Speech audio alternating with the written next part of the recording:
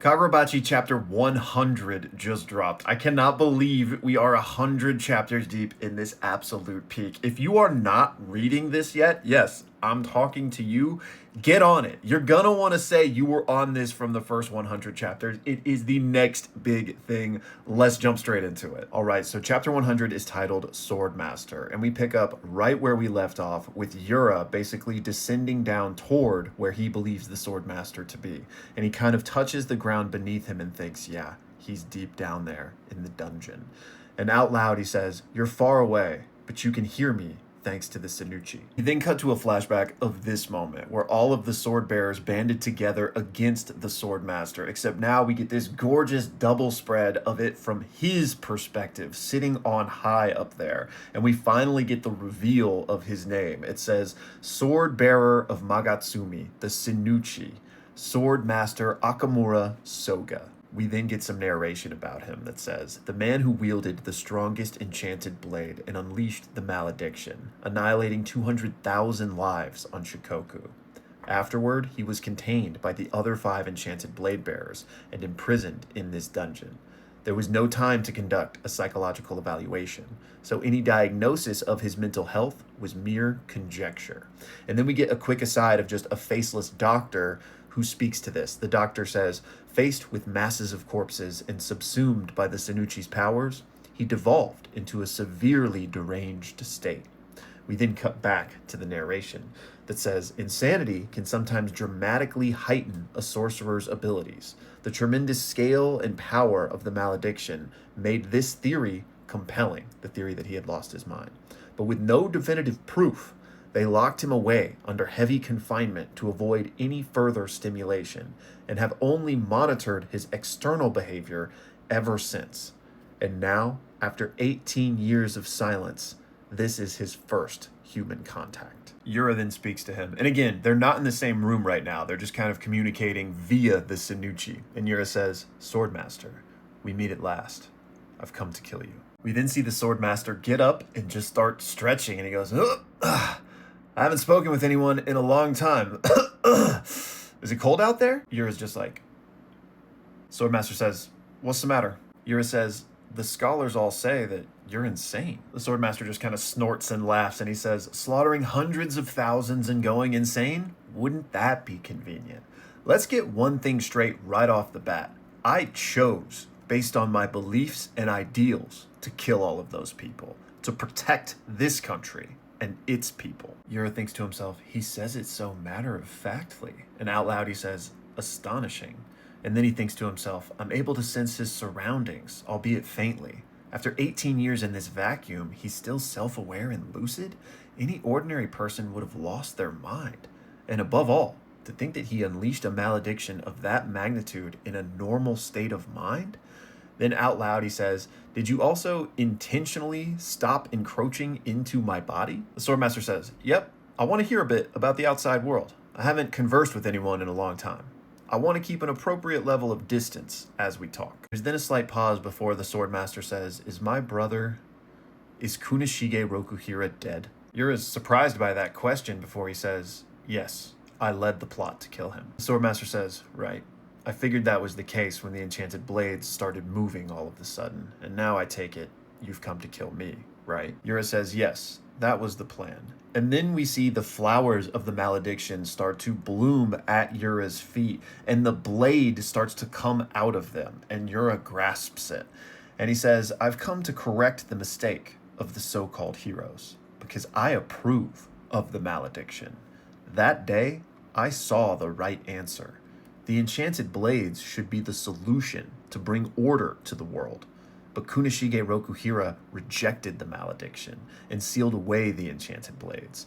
That was a tremendous mistake. We then cut to Hakari, who is still with Kiri and Ikuto, if you recall, and there are just a bunch of Kamunabi bodies littered across the hallway that Yura made his way through as he went to go down looking for the Swordmaster.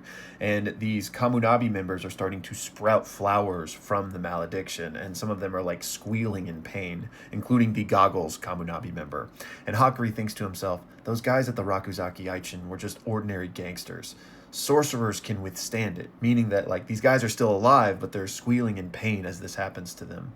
And then he thinks back to what Chihiro told him a long time ago, where Chihiro said, if I don't do something and an enchanted blade takes the life of an innocent person, I wouldn't be able to bear that. We then get a quick shot of Iruha and Natsuki, who are also being consumed by this malediction, but both of them are still alive. We then cut back to Yura, who says, if the sword bearer is insane, the power would be in dangerous hands. Someone else should wield the sword instead. The world needs a bit more order. I figured someone needed to take on that role. But now, I'm learning that you unleashed the malediction with clarity and intention. You and I can understand each other. The swordmaster says, who are you? Yura just says, let's lead with the enchanted blades correctly, together. Yura then turns to the side and says, you freaking demon. We see none other than the GOAT, Azumi, standing in the damn doorway with no arms, okay? My boy has been disarmed, and he is just standing there with this wild look in his eyes, crackling with electricity, and he just says, that's right. Bro, shut up, okay? Azumi darts out of the frame in a flash like a straight demon, and we see that it is just on. Yura immediately uses the dragonfly on him and blasts off his other arm. Okay, so I misspoke a little bit earlier. He still had one of his arms because Yura only removed the one that we saw him carrying in the previous chapter. But now, he doesn't have any arms because Yura immediately took off the other one, but that does not stop Smoke Demon Drip King Azumi, because he immediately just comes in with the nastiest kick I have seen in Kagurabachi and clocks Yura straight in the dome. And Azumi thinks to himself, might as well become a demon. We then cut to Shiba, who we see is sitting at a sushi restaurant, and he turns his head to the side as a phone rings, and that's where the chapter ends. Dude, shut up. This chapter was so good. Kagurabachi is so good, man. Chapter 100 delivered. I need whoever ultimately adapts this into an anime to understand the vision, because the moments Hokuzono builds are so cinematic. Like, can you just imagine that scene where Yura turns his head and we see this absolute smoke demon just standing there cackling with electricity, and he's like, bet you thought I was dead, bitch. And it just, oh my god, like, we need it. Also, I am absolutely loving the developments of the swordmaster here. He's not insane at all, and he considered Rokuhira his brother. I mean, we know that they were best friends, right? But you would maybe think that there was some sort of intense fracturing there,